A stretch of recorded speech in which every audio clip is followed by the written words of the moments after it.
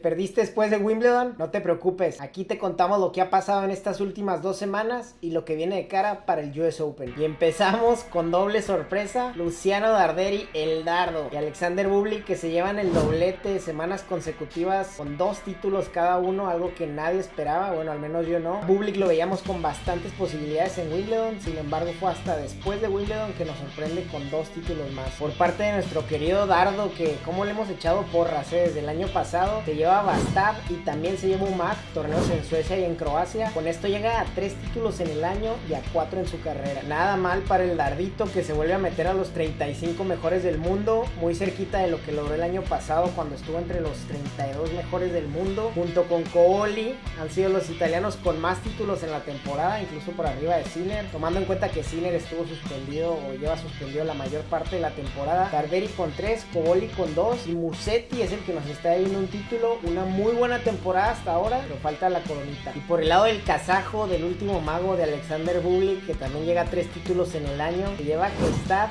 y se lleva también Kitzbühel. 2 torneos que yo diría con las localizaciones más bonitas del mundo, donde hay torneos ATP. Claro, después de Acapulco, después de Los Cabos, ahí tenemos a Kitzbühel, creo que una de las zonas que sin duda alguna hay que visitar. Con esto Bublik llega a 7 títulos en su carrera y se vuelve a meter a los 25 mejores, cerca de lo que logró el año pasado también, cuando estuvo entre los 17 mejores del mundo. O sea, estuvo top 20, está muy cerquita. Lo veo jugando mejor que nunca y yo creo que nadie apostaba a que se podía llevar 2 títulos en Arcí en el año, más el título Challenger que se llevó antes de Roland Garros, más sus cuartos en Roland Garros. Yo creo que ha sido un año muy bueno para Bublik, cuando las cosas se veían muy complicadas en Phoenix, sacó la varita y sigue adelante. Vamos a ver cómo cierra, que se viene cancha dura, se viene indoor. Creo que es una buena temporada para Bublik, para que siga disfrutando del tenis, para que nos siga mostrando su magia, claro que sí. Y algo bastante interesante y que no hay que dejar de lado, que hasta da risa, es que tanto Darderi como Bublik son los segundos jugadores con más títulos en este 2025, solo abajo de quién, de la sonrisa del tenis, Carlitos Alcaraz, que tiene 5 títulos. Increíble. Si ustedes me hubieran dicho en enero que tanto Darderi como Bublik iban a ser los segundos jugadores con más títulos en el año, no te lo creería, pero así es el tenis,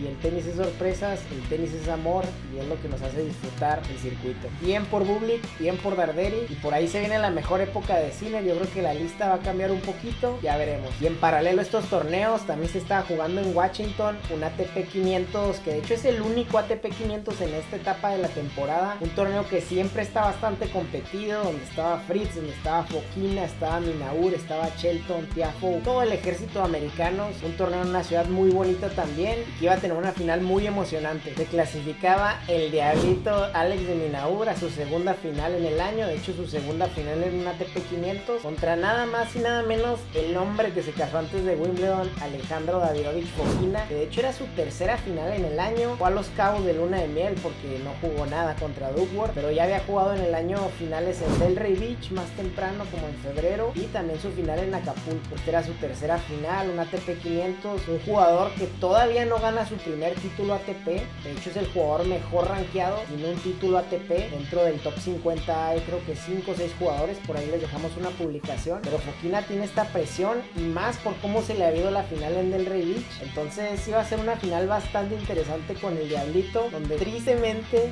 iba a pasar lo mismo. 3 puntos de campeonato tuvo contra el australiano, no lo pudo cerrar, y una vez más se le escapa por ahí el trofeo, su primer título. Triste para Fokina, creo que tiene que ver el lado positivo. A ver, dejó a Shelton, dejó a Fritz en el camino, en un evento que para mí es de los 500 más competidos siempre. Entonces hay cosas buenas, hay cosas malas. Creo que el título eventualmente va a llegar para Fokina. El mismo diablito fue a consolarlo ahí a la banca. Creo que es difícil, creo que el tenis es un deporte que siempre estás solo, aunque tus entrenadores estén ahí en tu box. Cuando ganas, cuando pierdes, lo sientes como una derrota tú solo, y en la cancha tú mismo tienes que enfrentar a tus demonios. Entonces triste para Fokina, creo que de esta se puede levantar. Creo que es un jugador con muchísimo potencial, no para ganar un título, sino muchos títulos. Un jugador que en Juniors fue campeón de Wimbledon, un jugador que tiene todo para estar dentro del top. O sea, así es el tenis, ¿no? Es una moneda, tiene 2 caras, y le tocó al diablito ahora ganar el torneo en Washington, conseguir su título número 10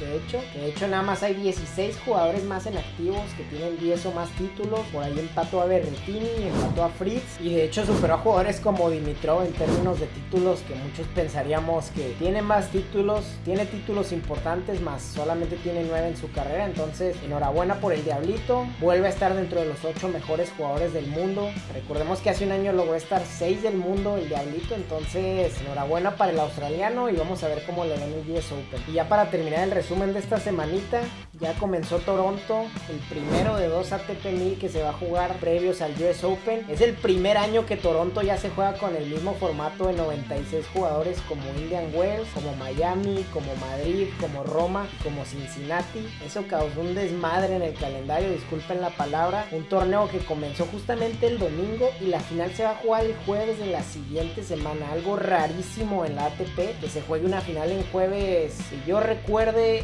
no me había tocado, a menos de que ni siquiera por lluvia, normalmente lunes, martes a más tardar, que se juegue en jueves, que se programe para un jueves, es rarísimo. Yo sé que no tiene nada de malo, pero es rarísimo hasta para quién va a ir a ver la final en un jueves. Es más fácil ir a verlo un domingo. Pero bueno, ustedes déjenme ahí en los comentarios si se acuerdan de alguna final que se haya jugado miércoles o jueves entre semana. A mí me parece que nunca ha habido eso. Y lo más curioso es que de hecho Cincinnati, el siguiente ATP 1000, comienza ese mismo jueves cuando se juega la final en Canadá y termina el lunes de 10-12 días después. Entonces, no sé qué piensen ustedes, creo que tiene sus pros y sus contras que estén alargando estos Masters 1000 y que los hagan eventos combinados. En teoría los jugadores descansan más, a mi percepción no, porque un jugador preferiría descansar en su casa que estar descansando en el hotel en Toronto, en Montreal, aunque sea 5 estrellas. Creo que al fin y al cabo terminas estando más ahí. Creo que los stakeholders principales de los torneos, los dueños, los patrocinadores, son los mayores beneficiados, ya que hay más días de torneos y por ende probablemente más entradas, entonces hay más entradas de flujo de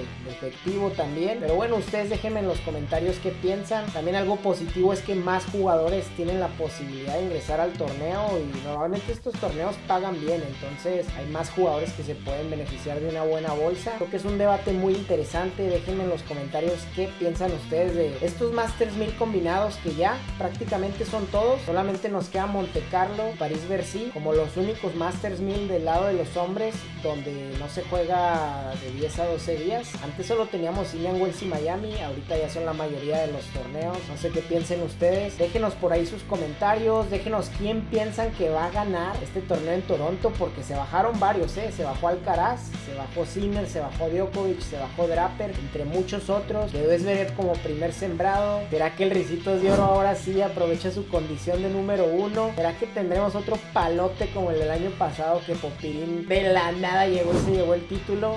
Déjanos aquí en los comentarios. Como siempre, síguenos para más contenido de tenis.